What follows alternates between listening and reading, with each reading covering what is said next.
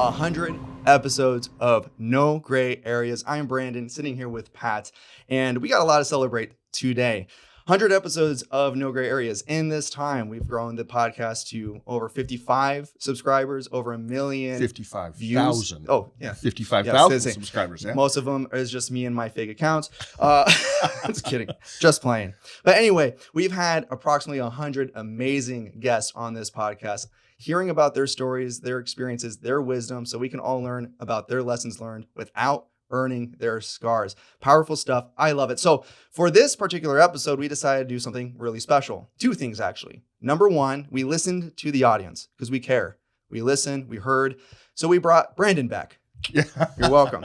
And number two, you are right on that one. That's good. Yeah. And number two, we decided, to have some fun with this episode, that we're going to look back at the top 10 episodes of No Gray Areas. We're going to go through kind of like highlight reel, discuss a little bit, dig deeper as we go through them. Sounds good? Sounds good. Let's get right into it. So let's start the countdown. Let's do it. So number 10. Coming in hot at number 10, we have our buddy Pete Howard. Next year, you can be number 1 if you try a little bit harder, Pete. Love you. Anyway, for episode 10, Pete talked to us about beauty, truth, and goodness, which is kind of weird. I don't remember myself being on that episode. But anyway, let's go ahead. Let's take a deep dive into it. It's so easy in our world where there's so many siren calls and so much noise and so much chaos to lose touch with that transcendent first love that drew each of us to Christ. Yeah. Well, it happens to us individually, but it can also happen to us corporately with our organizations, our churches. Yeah. We can forget the why. Yeah. If you think of Simon Sinek, he talks about the why, the Great how, and book. the what. Yeah. We become really good at the how and the what we deliver, what we produce, and we become very efficient. Our scale grows, we grow in numbers. But all of that becomes a clanging gong if we forget the why, the call, the missional call of God that Christ has put on each one of us. So without Christ at the center of our work, it becomes anemic. Yep. And our work becomes so often transactional versus transcendent. And so I think when you think of beauty, goodness, and truth, they keep reminding us that we're made for the transcendent. We're made for God himself. And so let's keep pursuing beauty, goodness, and truth in the center of our work, and that'll keep us anchored in who Christ is. Brandon, I love how he talks about pursuing beauty, goodness, and truth. It's almost like a seeking, a pursuit, a going after it. It's not sitting dormant, just waiting for it to happen. He tied a lot of things in here that I found very interesting. For one, of course, he's talking about something that you had mentioned, is seeking truth, beauty, and goodness, and tying this, of course, in relationship to Jesus. I think it was very important because he was talking about in our personal relationship with Jesus, but also at the corporate level for church. Often not, we go about life talking about what we want to do or what we want out of life. We talk about how we can do that, how being the actions leading to reality. But we often miss out on the core of the thing being the why. And I think often not, when we lose sight of the actual true why, because there is, no matter what, there is a why. And, whatever you do, there's a he why. mentioned Simon Sinek, just so that if our audience doesn't know, he wrote a book called The Why. And he's basically saying, if you're an organization or you're an individual and you don't know your why, you're going to miss it. So like you're saying, it's the how and the what, but the why. But going back to the core of what is our why as Jesus followers. And it's not that I don't think you necessarily miss it. You're going to hit what you want. It just depends on the why that you have. Yeah. And especially when we look at the corporate sense of things, in the context of what he was talking about, like with church, the why is what is deemed to be most important and prioritized, right? Mm-hmm. That is why the why is so important. And that's what makes the how and the what manifests into the what and the how. And I think that's very important on of course, the corporate level, but on a personal level. We often, one of the words I really liked what he said was, we go about life very much more transactional when we do that. Yes. And if we are to belong to Christ, then if he is the why, then that should play and manifest into the what we're doing with our life, and then the how we go and live that out. Yeah, and it's interesting when you use that word transactional. Pete used it, and then you copied him here, Brandon. Yeah. But that transactional, all of us know what that feels like to be in a relationship, whether it be a work relationship, a friendship, any of those where it's a transactional relationship. Like, I'm going to do this for you because you're going to give me that. And that's what so much of life becomes if we don't go back to the core whys. And I don't want our audience to miss this either. When he talked about, he used the word transcendental. That's what these three things are seeing. So for 2,000 years, beauty, truth, and goodness we're seeing as like the three cores of what it means to be human, to be made in the image of God. Just again, really quick before we jump into number 9, one of the things that I started doing years ago, and it's a great discipline, I would encourage our audience with it, is every night when I'm laying there right before I drift off to sleep, I ask myself, where did I see beauty today? Where did I see truth today? Where did I see goodness today? And then asking, how did I bring beauty into my world? How did I bring goodness and truth into our world? I like that. All right. That's actually a good mental practice to do at the end of the night. Number 9. Number 9. Coming in with number 9 is the interview with Nino and Renee, a story of strangers, kidney transplant, all stemming from the word yes. Let's go ahead. Let's get into it. If you guys, are followers of Christ, he will ask you to do things you do not want to do. And weird things that's so true, or odd things that you're like, It makes you uncomfortable, right? Oh, yeah. Go talk to that person or just go feed that person. And you're thinking, oh my gosh, this is really weird, like embarrassing. This person doesn't know me. They're standing on a corner. Like, who am I? But when I really started listening to that still small voice, just the fulfillment, just the peace, the joy, the love, the kindness that I received from doing those things for other people filled my whole life. That's why I said, if you use me, however you see fit, use me and I will follow you. Yeah. Because he showed me all of these things after I started listening that I said, I will not deny you. Like you said, that listening and obeying, that's all I wanted to do. So I knew that if I just did that I would reap the benefits. Crazy story. I love that episode because you have someone who, and Renee's talking about doing something that's uncomfortable. She goes up to a complete stranger, strikes up a conversation based on a bumper sticker he has, and she ends up giving him a kidney. And again, I encourage our audience, you got to go back and watch the episode if you haven't seen which it. he needed. Yes. Just want to make sure. Great point. Hey, you want my kidney? To a stranger who didn't even need it. Yeah, but I encourage our audience to go back and listen to the episode because it's an amazing story, and they'll find out it wasn't like she just made that decision and then 2 weeks later they were sitting in the hospital and there was getting done. It took months and actually went into years for this process to take place. But Brandon, let's talk just briefly about what that means to do the uncomfortable. Or we might go in the direction where she's saying, we just need to say yes to God, whatever we feel God calling us to. Yeah, I think when you look at the scripture, especially in, of course, relating it to God and our relationship with God, a lot of the blessings that God promises is through obedience.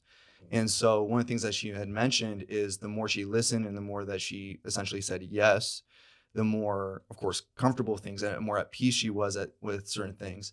And not saying that disregards how uncomfortable the situation might be, but we see a situation in which you say yes to God and something beautiful comes out of it, right? Something as strange as being a stranger, complete stranger to somebody, finding out they have a need and feeling something in you to be like, you know what, I can help this individual. And I think what's very interesting in this too, as this, of course, relates to somebody of faith, but also on a secular level, I think that the more you go about life thinking of yourself less, not less than, but going about your life thinking of yourself less and not putting yourself at this pedestal of the center of the world, honestly, I feel like it takes a lot of stress away, a lot of anxiety away, puts you more at peace because there's not so much stuff weighing on you. And so we say that, hey, God, I'm going to follow you. Tell me, send me. And he's like, all right, cool. Talk to this person and get ready to lose a kidney. Be a little bit more at peace. Well, and we're laughing about it, but the fact is a lot of times when God calls us to do something, it is uncomfortable. I mean, most of the time, if it's gonna grow us, if it's gonna grow someone else, if it's gonna have an impact, it's going to be uncomfortable. But I like what you just said. You said that beauty will come out of that. I am convinced after 52, almost 53 years of life, I am convinced that if you say yes to God, you will never, ever regret it. Never. It will be uncomfortable. It will be difficult at times, but you will never regret saying yes to God. And I love that was Renee's message, that she's trying to live her life in a way saying, I'm going to say yes to whatever God calls me to do, even if it's giving a kidney to a complete stranger.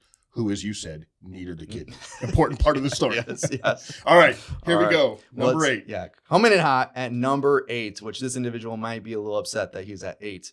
because it's our very own Joe Gagliano, in which this podcast is inspired by a book that he wrote called No Gray Areas, which he wrote in prison, a cautionary tale of decisions that you make. And in this particular episode, we talked about how we are not defined by our past choices, our past mistakes, and a term that he coined, the skeletons in our closet. So let's go ahead. Let's take a deeper dive. There's not a single person listening who doesn't have skeletons in their closet. There's not a single person listening who hasn't made mistakes. And your story is one that says you don't have to be defined by those, though. Joe Gagliano isn't defined by that mistake you made. Was for a long time, though. I mean, no doubt about it, man. I carried that cross and I persecuted myself for years, man. You know what I found to be true? We're all work in progress. We're all so heavily flawed. You know, I love what he said that we all have skeletons in our closet. I think if we just start right there, that's part of the problem with a lot of people when we start pointing out everybody else's failures, which is what happens a lot of times. But I like how Joe said that. We all have skeletons in our closet. My skeletons may be different than yours. Our skeletons were different than Joe's. But if we start with that, recognizing that we have them, that we're all broken people. But then also, I love what Joe said, but by not having those define us. Isn't that important? Yeah, I think when we talk about the skeletons in the closet, the mistakes and everything that we might define ourselves by, I think what is very intriguing to me is that I think a lot of us tend to go about life remembering our past failures while simultaneously ignoring our past successes. And when we do that, we impress even more emotion into those failures. We recall those failures even more. But not only by that, we also start to live up to those failures. I think the way that you... And when we live up to those failures, we start repeating those failures, Yes, right? exactly. Yeah. And I think the reason why, and the way that, Joe even kind of chimed in a little bit, was he used to live by and define himself by those mistakes. And I think what's very intriguing to me is whatever you deem to be true about you, whatever mental picture that you have of yourself, it is very difficult to not live up to those expectations of that reality. Like you usually live up to that truth, that reality, that mental picture that you have of yourself. And so if you allow those skeletons in the closet, those mistakes and those burdens define you, then usually you live up to that definition. That becomes now more of an identity and more of an image of yourself. And I think that's a danger of that, and being able to free yourself and separate yourself of those things. I think there's a lot of power there. Yeah, and I love how you use that word identity. Identity, almost all of our issues in life goes back to our identity. What we think about ourselves, what we listen to, how other people think about ourselves, which is why it's so important then to not get tied into, and that's your point, not getting tied into those skeletons in our closet, those past mistakes, that's not your identity. That's something you did. You made a mistake, but that's not your identity. I gave a message years ago, and it was a really simple phrase that I was using in it where I was saying, I'm not okay, you're not okay, but that's okay. And I think that's partly where Joe is going with this is just a recognition of like, we're all broken people. But your point, but let's not use that as an excuse, our past mistakes, and let's not tie that to our identity. Yeah. So important. And one more additional thing that I thought of there too is I think what Joe did was, okay, so how do we not live by that kind of definition? Well, you probably don't have to go to this extreme, but Joe wrote a book about all the skeletons. So if you have skeletons in the closet, sometimes you just got to open the closet. Yeah, write a book, put it on Amazon. By the way, guys, everybody that might be interested in the No Gray Areas book can find that on the nograyAreas.com, nograyAreaspodcast.com, Amazon maybe. Yep, Amazon. It's on Amazon. Absolutely. There might be a special discount. Maybe. Yeah, it's a good read. Maybe we'll see. We'll talk with the big man about that. Anyway, yes.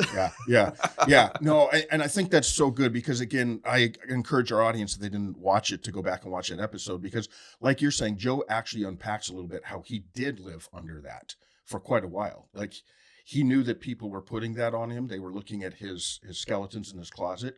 And then you can get caught up in trying to prove yourself to people that that's not you. And that's not a healthy way to live either. All right. Here we go. Number 7. So diving into number 7, we had this interview with a couple of Vietnam vets, a couple patriots, awesome men. And we got to listen to their stories. Let's go ahead. Let's dive in. Let's see what they had to say. That's another thing. Yeah. As Vietnam veterans, we appreciate the thanks to your service. Okay. Where's the welcome home? Yeah. You know, we didn't get any welcome home. We really appreciate you the same way. Absolutely. We appreciate welcome home, and vets on vets. First thing comes out of our mouth is welcome home. So that's really good for us to hear, Danny. A Yeah. lot of you came home and people were against the war. And unfortunately, what happened at that time period is because they were against the war, they were also against the veterans, and then you didn't get welcome homes. For our audience, when you see someone with a veteran, especially a Vietnam veteran, make sure you take time and say, thank you for your service. Welcome home. You bet.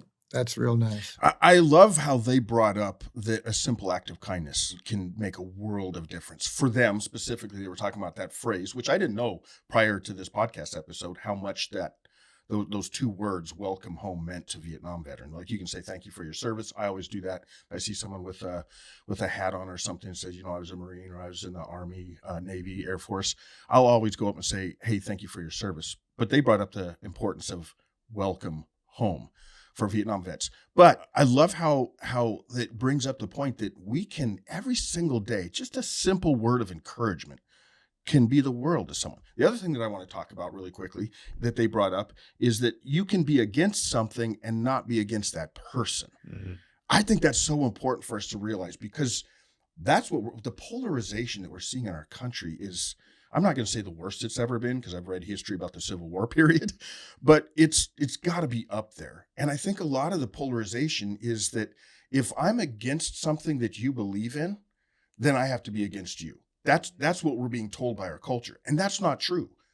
You can believe in something and you can be doing something, you can be living in a certain way that I don't necessarily agree with, but I can still treat you with dignity. I'm not against you. I'm against what you're doing or what you believe in. There's a massive difference there, isn't there? Oh, absolutely. And I think for most people, to make this relatable for everybody, I think most people walk around feeling unloved or not loved enough, like their cup's not being filled, and underappreciated just to begin with. And so even just the simple kindness of just saying thank you to anybody, your loved ones, the servers that you might have at a restaurant, whatever it might be, a lot of people just want to feel appreciated. Yeah. And then you stack that on all these other things that might be going on. Example here being a Vietnam vet, the things that they experienced to then come home, just already being an individual that might already have that like similar kind of feeling as a lot of other people, to then just be piled on and be called not just like not feeling undervalued or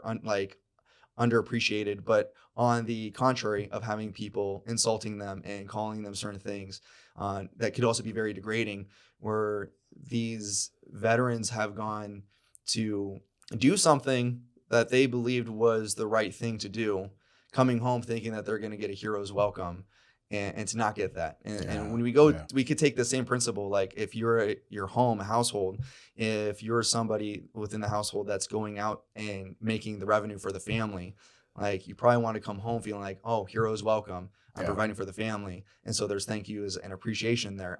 And then whoever might be at home, whether it be with kids or doing whatever it might be, having that same kind of level of appreciation, like something as simple as that, just to be vocalized could go a long way, just because I think most people, they want to be appreciated. But I think a lot of people just go about their days just being underappreciated in action. Which brings up the point that how powerful the audience, you and I, all of us, how powerful we can be with simple words of encouragement. Mm-hmm. Like it can have a massive impact in someone's life. And I think we tend to do that terribly. In fact, most of the time when we get an encouragement from someone, it's always prefaced with something like, hey, I don't want this to go to your head, or man, I don't want you to get puffed up with, and then they give you an encouragement. I find it interesting that in Hebrews, one of the books in the Bible, it actually says encourage one another daily. Like it's supposed to be something that's regular in our life. My job every day is to encourage someone. Your job every day is to encourage someone. Our audience's job every day is to encourage someone. It's like you said, most people go through life feeling unappreciated. Could have a massive impact. I want to add to that too. I think it's also our job to receive it. So like to give encouragement and to compliment, that's somebody blessing you. And for you to be like trying to be humble, like, oh, don't, yeah, it's all right. Don't like, no, it's all good. Great point. Like, no, you're rejecting that blessing. You're rejecting that encouragement and that motivation or that compliment. Receive it.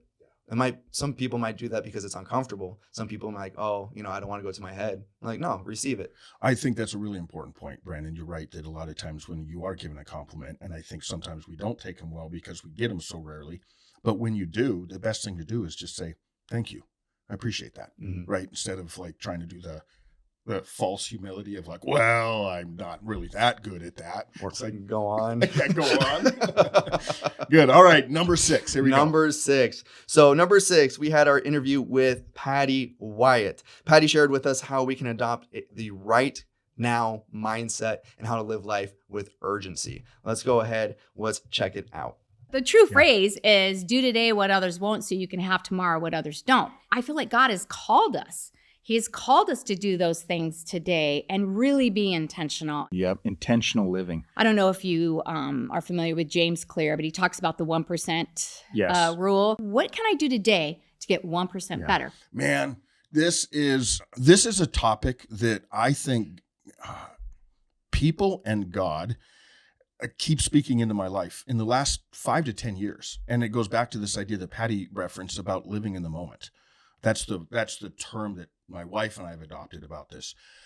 I think everybody's different personality-wise, but I'm someone that spends so much time in the past or the future. You know, now that you're part of our family, all my kids make fun of me because I'm so nostalgic. There's a song that comes on and I'm crying like a baby, remembering, that Christmas 15 years ago. But also with planning, like if you're leading an organization or leading yourself or leading your family or anything that you're leading, you have to be looking in the future. The danger with this is that we end up living in the past or we end up living in the future. And the past is gone and the future's not guaranteed. The only thing that's guaranteed is the now, the moment. So I like how Patty brought up this idea of intentional living in the moment. No, I love that. I was actually on the way here, I was listening to Patrick Bet-David, PBD podcast, shout out. Yeah. He dropped an episode here interviewing The Rock.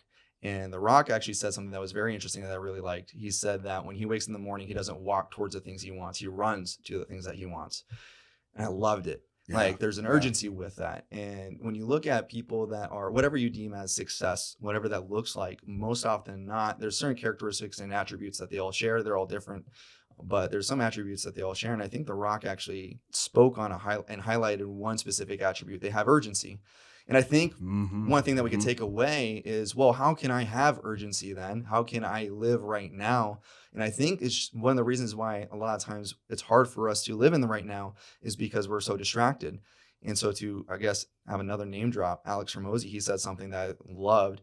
He said that the way that you can measure focus is your ability to say no. Yes. And so that you can say yes to the things that are important. And that's intentional living. Intentional living is knowing what to say no to. Yep. Yeah. And the better you're able to say no to certain things, your ability to stay focused increases. Yeah. So I love that. And I think that the right now mentality, that urgency is to just put yourself and place yourself in a position of strength of right now so you can do the things that are needed today. Yeah. Brandon, you just quoted The Rock and you quoted Alex. So I'm going to up you and I'm going to quote God. Oh. I'm going to quote God.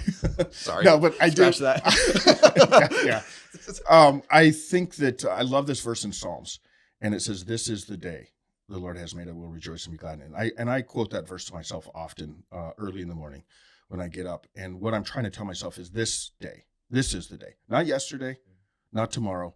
This is the day. And so I like adding, we were joking about, but adding what The Rock said, like, this is the day God is, this moment I've been given. So run at it, pursue it, know what to say no to, live intentionally in it. But I think that most of us as humans, we don't do this really well.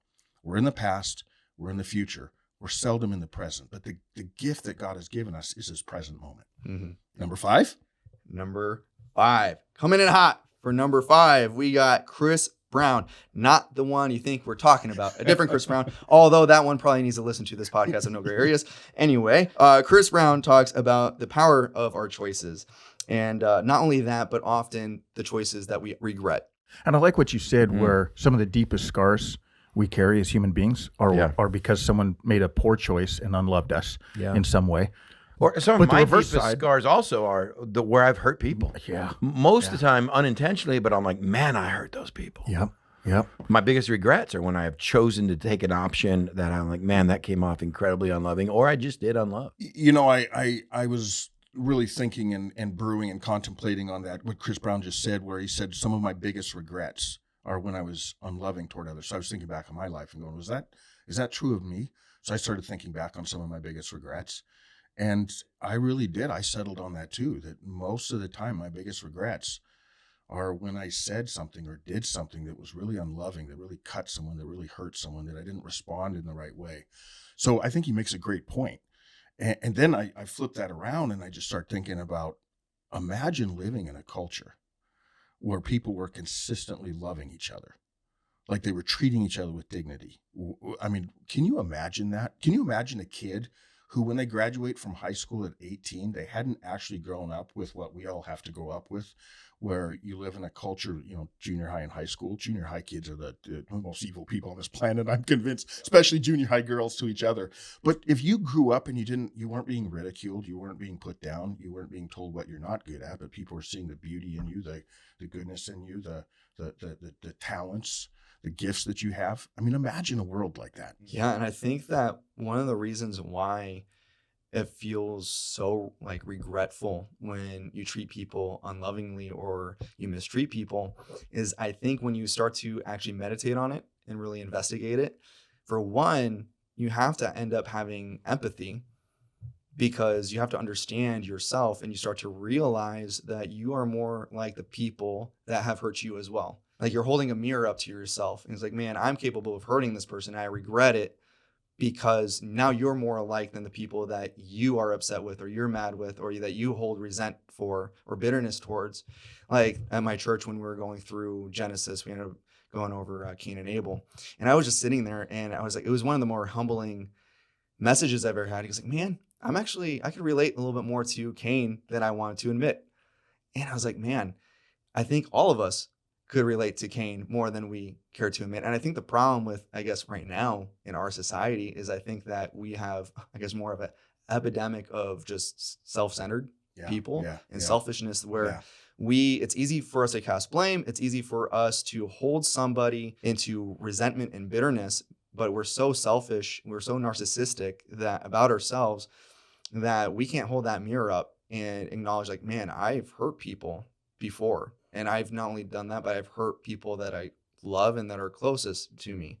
And often not, I think we actually get in this a little bit later, but often not, the biggest pain and the biggest hurt we have are people that you end up allowing in, right? Mm-hmm. You know, you use the word narcissism, and I was thinking how it's contrary to love. That's what it is. Like, I cannot truly, from a biblical standpoint, I cannot truly love my wife and be a narcissist at the same time. It's not possible.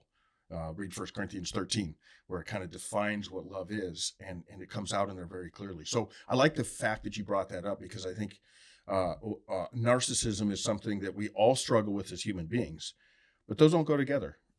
Cannot love someone and be a narcissist at the same time. Number 4?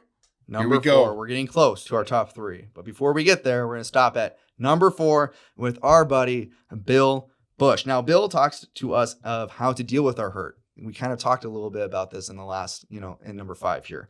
So now we're talking about how we can deal with hurt, kind of like how I am when Pat actually stole McCaffrey from me for our fantasy football league. I'm trying to trade him with you right now. You won't answer my trade deal. I'm still dealing with it, Pat. I'm still working through it. So let's listen to Bill Bush, see if I learn anything and how to handle my pain and my hurt that I got from you. A lot of times the thing that hinders us is the hurts we have, what other people have done. We're all hurting people, and hurt people hurt people. So you end up with this hurt. And a lot of times people are slowed down in their faith because of the choice someone else made. But now you're making a choice to settle for that. If you expect no one to ever disappoint you or hurt you, you're just going to keep making this choice over and over until you either A, decide to throw off that which hinders, or you're just going to leave the church altogether. What you're saying, and I agree 100% with you, is all of us as human beings have hurts in our life because of other people. And if we're not careful, those hurts will end up hindering us. So what do we do with those? What's the solution? Everyone just needs to be perfect. Great. End of podcast. Stop We messing solved with it. There we go. That solves the world's problems. All right, Everybody number just 3. be perfect. Yeah. You know, I love how he brings up that whole idea that hurts will hinder us. Mm-hmm. You know, we a lot of times we have hurts in our life that were not of my doing at all. I have hurts in my life that were not of my doing at all. You just expressed one of your hurts in life that I stole the player you wanted. That was nothing of your doing. It's just that I got to pick before you. Yeah. But joking aside, what Bill brings up is if we're not careful, we were hurt 2 years ago, 10 years ago, 15 years ago by what they said or what they did to us. But now, if we're not careful, those hurts end up hindering us. We didn't do it, but we keep going back and digging it up and dealing with the bitterness and the unforgiveness and they end up hurting us and hindering us 10 years, 15 years, 20 years later. There's a few thoughts that I have on this. The first one that comes to my mind is culturally, I feel like we see our hurts, we see our bitterness and resentment that we might have for those hurts as a virtue. And the problem with that, it's hindering us. It makes us more miserable. It makes us actually more reliant and dependent on the other person that has hurt us. Because I'm the person of the belief that the only person that takes ownership of your thoughts and your feelings and your response is you. Like, I am in power of myself. And the moment that I am hurt, which again, I'm not trying to devalue or make thin of the heaviness of what some people's hurt might be, but the moment I start to give into that hurt, and the moment I start to even build any kind of bitterness or resentment towards it or amplify that hurt, I'm now giving power away of my words, my thoughts, my behaviors, my response to it, and now I'm dependent on that person. I'm now reliant on that person. And I think, like, I don't know about you, I don't like to feel powerless. You know, I don't like giving that away. Yeah. And I think that to even take this even further, I think that is where when you are hurt, for instance, like, it's easy for us to then take that on, and we learn a lot about ourselves based off the things that we tell ourselves. I've been, ever since I was in middle school, I learned which is why you should really pay attention to what you tell yourself. Yeah. And I'm not joking here. Yep. Because I think a lot of times we go through our day and we're never paying attention to that voice, our own voice. And so, you know, again, I encourage us, pay attention to what you're telling yourself. Yeah. Okay, go on. And I learned this in middle school. There's a story of what happened, or the reality of what happened, and then the story that we tell ourselves. Yeah. And we collect that story through, of course, emotion. It could be even imaginary. I don't know if you guys know this. Our nervous system cannot distinguish reality from imagination. Just imagine the shark in the pool. That's real to your body. But we either imaginary, through emotion, through evidence that we might gather from, oh, this person hurt me, this person said this, you know, all these different kind of evidences that we might collect, that we end up having this story of a reality that's happened, and we form this mental picture of ourselves based off that story, and we start to now live up to that expectation. And so hurt people, when you are hurt and you hold that and you amplify that so it ends up becoming a truth to you, it hinders you, absolutely, because now you're living up to a truth that's faulty. But not only that, it now exposes you to the potential to then hurt somebody else because you haven't dealt with it yet. You know, I love, Brandon, you brought up this idea, which is the core of what this podcast is about, the power and complexity of human choice, that we lose our power when we start. Like, so I may have been victimized at some point in my life, but then if I continue to let that thing that was said to me 10 years ago hurt me, now I'm choosing to play that victim. I was victimized, but now I'm choosing to play that victim 10 years, 15, 20 years later. I heard it said once that if you don't transform your pain, you will transfer your pain. And I think that's what Bill is talking about here, is he's saying we have to figure out how to transform our pain, because when we don't, that's what he meant by hurt people, we transfer our pain. We pass it along. Well said. All right, we're getting into our top 3 episodes. Coming in at number 3 is our interview with Mr. Rodarte, in which we talk about things that no one else talks about. Often than not, we talk about the ugly and the bad things in life, but we do so simultaneously ignoring all the good. So let's go ahead. Let's explore this a little bit. Let's talk about the good things in life. But again, like you said, you've seen some of the most evil things. You've experienced the most Hands evil. down. Like when you say people don't have any idea the kind of evil that's walking around in our community, you actually know that firsthand. Yeah. But I also see this side of you where you see a lot of good too. You look around, you see a lot of good. Not letting that taint you. No, and that comes back to my social circle, who didn't let me get too far deep Yeah. into the chaos that I was seeing. My fear is too many people don't have that. And they go down that rabbit hole and they're too deep into it. Yeah. And then there is no difference. The world is all bad. It's just evil. Yeah. And I refuse to accept that. There are still amazing people in this world. There are That's what I amazing, love about you. amazing first responders out there. Mm-hmm. And I care deeply about them. The world is not all horrible and bad. You know, you put the TV on, you're probably going to think that. Yep. You watch the 10 o'clock news, probably going to think that. Well, I tend to avoid the 10 o'clock news. I love how Tony used that phrase, I refuse to accept that the world is all bad. I refuse. Again, it's an active choice. I think as human beings, we make one of two mistakes. We lean too far one way or the other. We start believing that everything is just good and everybody's good. And then we get shocked when we run into the evil that's in our world. So I think we can we can make the mistake of not recognizing that there's no depths to humanity, to what humanity can do. And all you have to do is read history to find that out. But then there's this other extreme, which is what Tony's referencing, where we start looking around and watching the news and scrolling on our social media, and we just start thinking, everything's bad, everything's bad, everything's bad. But I like how he said he refuses to believe that because there is good in the world. So my wife and I, last night, we were watching a documentary, and it was about the shooting in 2017 in Las Vegas. 58 people lost their lives. And I remember the next day I took a hike, and then I was sitting in my car and I was just journaling. And I wrote, because all I'm seeing everybody talk about is how could something like this so evil happen? How could one person do this?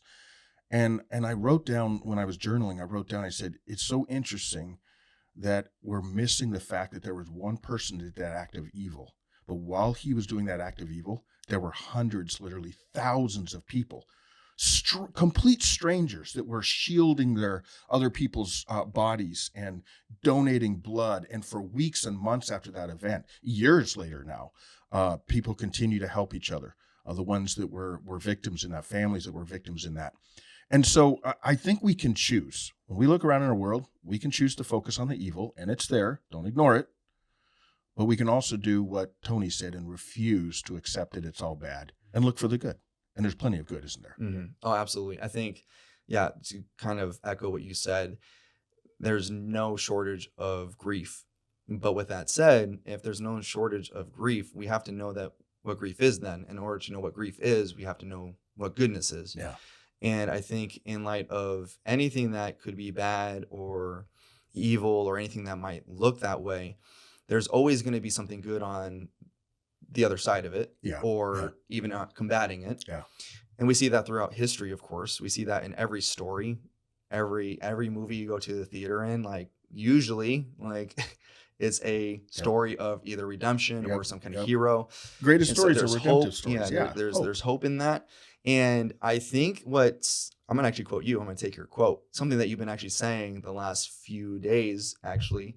And something that he said was like, don't turn on the news. He's like, I don't try not to go down that road, is something that you had said, don't give your peace away. Yeah. And again, one of those things that you are in control of your thoughts, you're in control, like you have ownership of your thoughts, your words, your behaviors, your responses.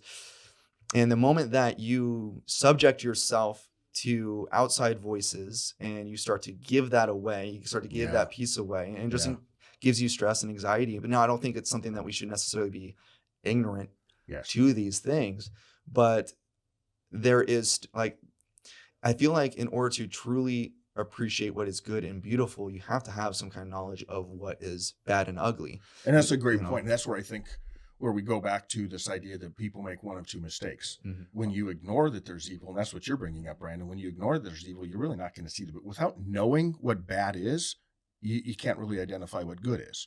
So you have to recognize evil, mm-hmm. you have to recognize bad to really focus on the good. But I think that's the key, is to focus on the good, right? This goes back to what our number 10 with Pete Howard, beauty, truth, and goodness. Mm-hmm. That if you look around, you will see the fingerprints of God all over our world. And in people that don't even believe God, if you look, you will find beauty, goodness, and truth, mm-hmm. even in those that wouldn't claim to know God or believe in God. Mm-hmm. All right.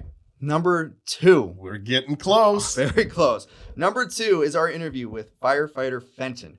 And we talked about his experiences of being a shirtless firefighter on a calendar, which you can get for free with the purchase of No Gray Areas book. I'm just kidding. It's not free. We do not have a stack of calendars. It's not free. Yes. We don't? No, we do Then not. why'd have you put them. that in my notes? Yeah, well, it's Okay. Anyway, what we're going to do in this interview, what we're going to review with him is a highlight of how to laugh through the mundane. As firefighters, first responders, we do see a lot of trauma. We do see a lot of things. And one gift, I guess, that we have, or a thing that we can all use, is a sense of humor. Like I said, I love comedy, and I've been able to kind of figure out a way that we can laugh about the mundane things and the not so great things that we see in a way that we can all connect with. And it's just, it's great medicine for all of us. And so I started this thing called Firefighter Fenton. I love how he calls it medicine. We've all heard that phrase. I'm sure laughter is the best medicine. But the more studies they do, the more they find out that's true. Laughter really truly does have a healing quality in our lives. And they've done studies. They've had, in fact, there's a whole movie made years ago about Robin Williams. It's based on a true story about a doctor who was dealing in a cancer ward, basically with kids, young kids that are dying of these different diseases, cancer. But he would use humor. And they saw that it had a profound effect in the healing of these young victims. So laughter being a medicine is really true. And I think it's a great challenge for us as humans to go, instead of, and this is almost becoming a theme of this top 10 episode that we're doing, instead of focusing on the bad, instead of focusing on the negative, instead of scrolling through and reading another article about what's, how broken our country is, or what, if we would start focusing on the good and choosing laughter. Like, I wonder what would happen if every day we found something, some way, not just chuckle a little bit, but to laugh, a deep, hearty laugh. I wonder how healing that would be for us. Well, I think that's why comedians are getting paid so much more now, because they kind of break through the mundane. They enter the space in which people, quote unquote, should not enter. Yeah. And they make a middle ground for everybody to come together and laugh together. And that's what that's what's so crazy about them, is you bring up a great point where they take the mundane. I mean, most comedians are not just telling jokes. Most comedians are taking the mundane, normal, ordinary life and helping us see how crazy funny it is. Yeah. Right? Yeah. Isn't that what they... Yeah. And we go about life just looking at it through that lens. And Yeah. they kind of put a perspective of like, this is kind of actually silly. Yeah. And we're putting too much weight to some of these things. And I think too, when you look at some of the attributes of whatever, and when I say successful people, that could be any kind of level of success that you might deem success, but also I guess a metric or an attribute of happy people or happier people. There's an attribute of optimism that they all hold. Yep. And the people that are more pessimistic end up being more unhappy, living more unhappy, being more miserable, looking through a lens of just, oh, it is what it is, and it's terrible and it sucks. Yeah, yeah. But it's interesting enough to me, the people that are happier, the people that are more successful, whether it be financially or whether it be work or career or family, whatever it is, they just hold true to a optimistic viewpoint. Yeah. No, you're right. In fact, I was just in a meeting last week with someone, and he was joking about how he's an optimist. And he said, yeah, I figured out a long time ago, no one knows the future, but at least an optimist is happy. Yeah. And it's kind of to your point that if you look at a lot of successful people, they tend to be optimists. In fact, I read a book years ago about leadership, and they were talking, that was the thing with leadership, that no one follows negativity. Negativity doesn't breed a crowd. It doesn't bring a crowd along. Now, it'll sell newspapers, it'll sell stories, but you're not going to follow that person. You're not going to follow that company. So that optimism. I think too of a comedian that I heard years ago, and he happened to be a man of faith as well. And he said, I've never forgotten what he said. He said, you show me the person who takes themselves too seriously, and I'll show you the person who doesn't take God serious enough. And that was you kind of boil that down to the irreducible minimum. He's saying, like, listen, if you can't laugh at yourself, you're probably not taking God serious enough. Kind of a deep thought. Never read that in any theological book, but I think there's a point there that if you look at the person who doesn't have an optimistic outlook on life, or isn't laughing, isn't enjoying life, isn't seeing the beauty and the goodness in life, you've probably seen someone who's missing God in a lot of things. All right. Wonderful. All right. Are we there? It's time for the main event of the evening. Yes. The main course. Yeah. We whipped up something special for you guys. Episode number 1 of our top 10 of 100 episodes of No Gray Areas is Chris Hilken. And Chris Hilken in this episode shared a story of heavy grief and heavy loss. My wife cried. I did not. Sure. I probably lied right there too. Yeah. But the beautiful thing in this story, in this interview with Chris, is that we discovered, at least in his perspective of all things considered, how God shows up in a very profound, in a very, very special way, just not in regular life when things are good, but a very profound way in our brokenness, especially when you allow him. So let's go ahead and let's dive right into it.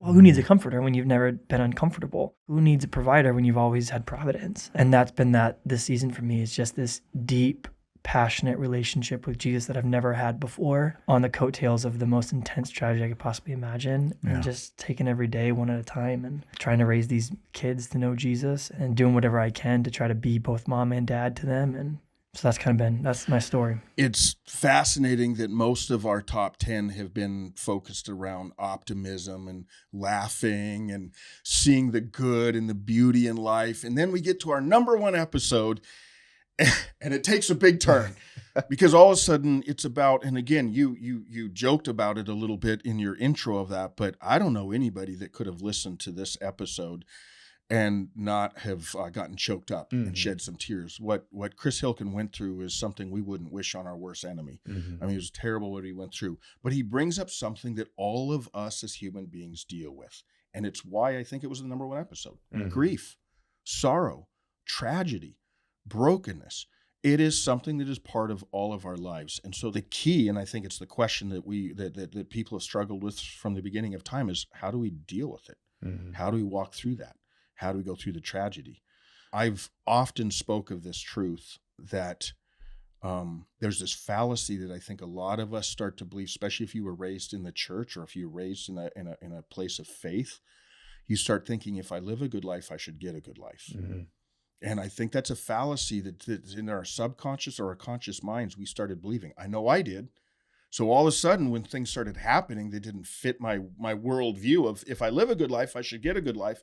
All of a sudden, I was kind of left reeling, going like, wait, this isn't fair. And I forgot that Jesus said, in this world, you will have troubles. It's a guarantee. Yeah, I think what's powerful about everything that, of course, the top 10 that we listen to, being positive, having optimism, all these things. What makes this episode so relatable, like you said, was grief on a very personal level, is something that we can all relate to some extent. The thing that I find very interesting with him, though, is you can either sit in that grief and dwell in that grief and and just be at a loss, or you can sit in that grief, let it experience it. Don't just ignore it. Don't just walk away from it, but seeing God move in it and allowing God move into it. So one of the things that he said was I think it's interesting. I don't think you could truly be happy. I don't think you'd be truly optimistic if you have never actually experienced grief to some kind of capacity. So one of the things that he said was, you don't need to be comforted if you've never been uncomfortable. You don't need anybody to provide you anything if you've always had providence, which is very interesting, very intriguing. I love that he mentioned that, because it's a deep thought. It's a very deep thought. Yeah. It's like asking, in a way, it's also like asking, I heard Tyler Atlas say this. He said it's like asking a weak person to be strong in a moment that requires strength when all they've done is be weak. Like they can't really do it. And so for somebody in this kind of position that he was in, that I think a lot of people listening can, again, this is number one, because I think we all relate to it, is the how do we play in this? How do we figure this out? How do we work through this? And I don't know if there's a straight answer to that. The thing, of course, with Chris is leaning on God and letting him comfort, letting him provide you. Like, it's one thing to experience God in a profound way in grief and loss, like to kind of experience that. But the only way I feel like you can really experience God is by allowing God to be God in your life. And to allow him to actually, which goes back to what he was saying. If you're not uncomfortable, you don't need a comforter. Yeah. So we will never experience the comfort of God unless we run to him in our grief in those times that we're really uncomfortable. Brandon, you mentioned this too, just the importance of trying to figure out how, like you go, I don't know that there's a process that we can explain on how you walk through this, but that's a great point, because I think in our culture, grief is almost like a puzzle to be solved. But that's not what grief is. More of a journey. And that's what Chris brings up in this, that it's not a puzzle you can solve. It's not like I can sit down and go, all right, I'm going to do this and this and this, and then I'm going to work through my grief. It's more of a journey where you just kind of have to go through that. And your journey may look a little different than my journey. But you brought up a great point. Chris brought this up. To take that journey without the comforter, to take that journey without the God who says, I can give you a peace that transcends understanding, to take that journey without the God that says, I know what you're feeling, because I chose to become a human and I stood at the grave of loved ones and I shed tears and I cried. So I know to take that journey without that is missing so much. And, we know people that make it through the journey of grief without God. It can happen. But I think there's a huge element that's missing when you do that. Yeah. And I think if we could put an equation if we can, to everything that we just talked about, the top 10, if we could put it all into an equation, I think what's interesting is I think no matter what, we all have problems. That is the human experience is problems. That's like baseline. We got problems, all of us. Yep. I think the difference is for people that are able to grow and to like evolve as an individual and come out the other side well, they look at these problems as problems, where people that don't, and they struggle and they suffer through it a lot, is they look at these problems and they take them on as a truth about themselves. So like if you look at Chris's, going back to the identity, right? Like it becomes their identity instead of just a problem. Like for instance, somebody might have been very, very hurt. Somebody that went through Chris's situation might have been like, I am not worthy for them to be with me, or they hurt me because I'm not good enough, or all these things. What we end up doing is we take hurt or we take problems and we start to adapt that to a mental picture of ourselves that ends up being true. We combine that then in addition to a pessimistic and a negative attitude. And then we combine that with a no urgency we live either in the past or the future with no urgency to actually find a solution. You put those together and you're going to have somebody that equals a very miserable and unhappy person. Absolutely. Now, what's the equation for somebody that can live, I guess, more of a happier or a life lived well, I guess?